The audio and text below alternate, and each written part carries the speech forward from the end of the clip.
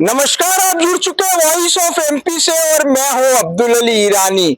Voice of MP की team गांव में खेतों पर पहुंची है। किसानों को अतिवृष्टि के चलते सोयाबीन और अन्य फसलों में किस तरह का नुकसान हुआ है उस पर सीधे खेतों से किसानों से बात करते हैं। बताइए बाबूजी, किस तरह का नुकसान हुआ है?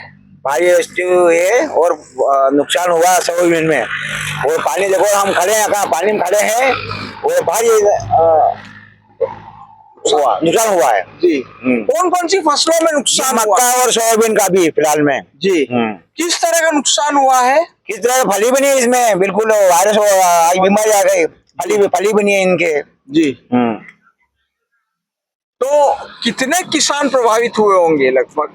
सारे किसान सब सारे खेत में ऐसे ही काम है। तो कहीं कहीं भी देखो आप भोलेवास में ना, कहीं भी देखो आप, जो ऐसी फसल मिलेगी आपको। जी जी। सब आप बताइए भाई साहब। भाई साहब, पिछले 15 दिनों से पूरे नीमच जिले में भारी बारिश हो रही है। इससे फसल के इसका ये टाइम था फली का फलन आने का, तो अभी ये देखो पानी भरा, इतना इतना पानी भरा है और फसल पूरी सड़ चुकी है और करीब करीब 60% 70% नुकसान हो चुका है। इसमें तो मतलब ये नहीं है, एक भी वो नहीं है, ये तो 100%। हाँ, 100%। और पूरे मतलब जिले का देखो तो आप, पूरे जिले में, हमारे गांव में भी यही है। पर मक्का, मूंगफली में भी नहीं आई, मूंगफली, सोयाबीन, पूरी फसल सब अतिवृष्टि से बर्बाद हो गई बिल्कुल। कोई रोग वगैरह भी लगा? हाँ, रोग भी आया था, पीला मोजक आया। पीला मोजक के बाद उसमें फिर ऐसी पानी की बारिश लग गई तो अति बारिश से पूरी फसल सड़ गई। देखो ना, आपके सामने दिख रही है जी। आप बताइए भाई साहब।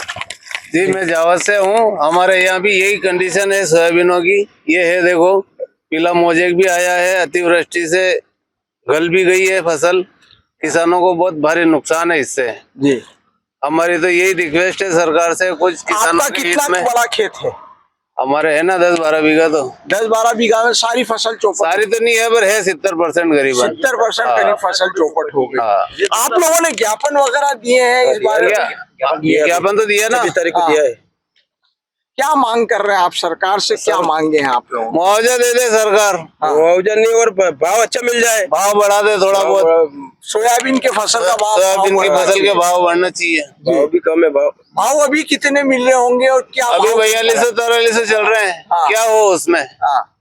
लागत मूल्य मिल रही है हमारे को। अभी जो फसल जो लगाए 22 किलो 25 किलो किसान लगाता है फसल, खाद भी डालता है, मजदूरी भी लगाता है, दवाई भी छिड़कता है, फिर क्या खाएगा न क्या करेगा किसान के? वो तो लागत मूल्य नहीं आएगी, कुछ भी नहीं आ रहा है इसमें। तो इसको डायरेक्ट ट्रैक्टर चला के हकाई करनी पड़ेगी इसमें। तो इसमें करीब करीब खर्चा हुआ है किसान का 7-8 हजार रुपए बीघे का, और इसमें से 800 रुपए भी नहीं आएंगे। ये कंडीशन है पूरा। और 10 बीघा खेत दिख रहा है ना, पीछे पीछे 10-12 बीघा, इसमें से आप 12,000 का भी माल नहीं घर पे ले जा पाओगे। ये हालत है इसमें। हाँ। आप बताइए भाई साहब।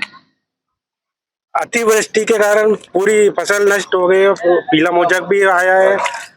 और अभी सरकार से यही विनती करता हूँ कि वो अपना मुआवजा दे या भाव बढ़ाए। को फसल बीमा वगैरह की भी मांग कर रहे हैं? फसल बीमा हमको चाहिए और मुआवजा भी चाहिए। जी सर, आप बताइए किस तरह की स्थितियां निर्मित हो गई है? किसान कितना परेशान है? किसान इस वक्त खून के आंसू रो रहा है।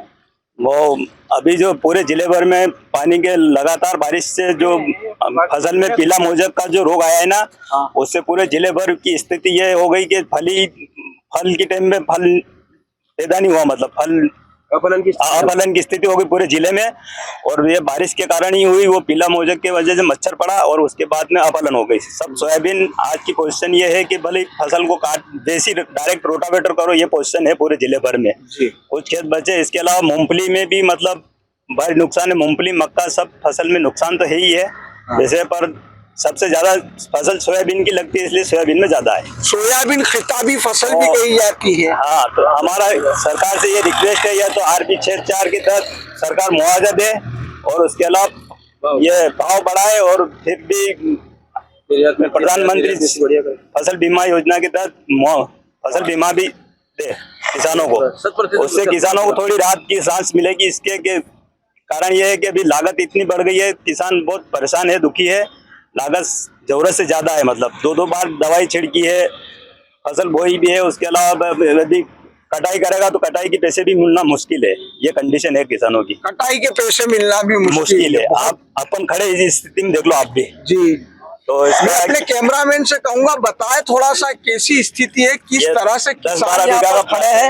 हम लोग पानी के अंदर जो अगर देखेंगे तो करीब करीब 1-1 फीट तक पानी दिख रहा है यहाँ पर। तो जी बताइए बाबूजी, आप बताइए आपका क्या कहना है? खेती वेती नहीं है मेरी खेती। हाँ ये जो दवाई वाले हैं हाँ ये पूरे गलत कर रहे हैं सब। इनसे भी रिएक्शन हो रहा है। दवाई जो डालते हैं ना, हाँ। दवाई वाले हेवी डोज देते हैं, सोयाबीन नष्ट हो जाती है, दवाई वाले का भी है और पानी का भी है।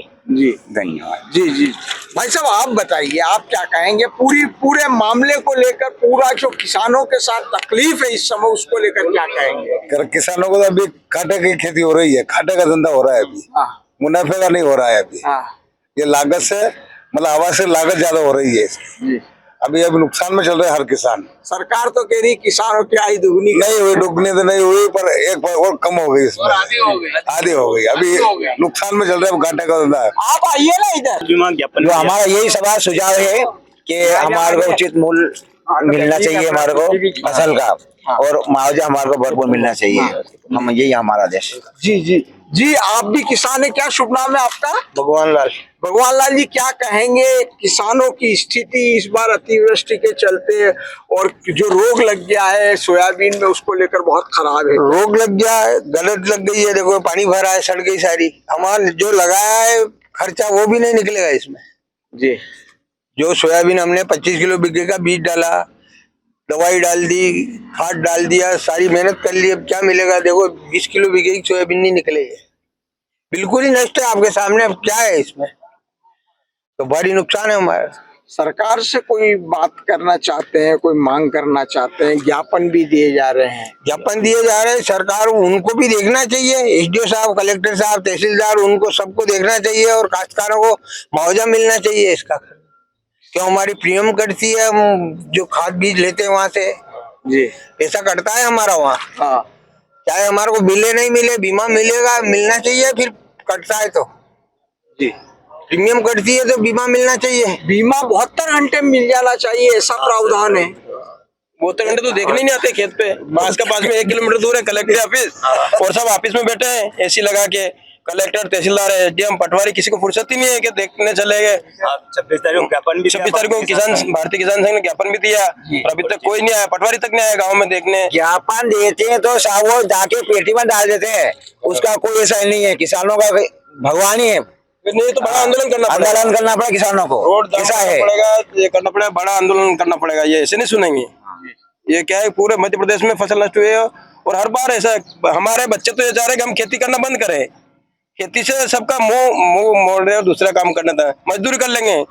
मतलब इसमें खेती में कुछ भी नहीं मिल रहा है। ये कंडीशन हो रही है कि खेती करना बंद करने की कगार पे है।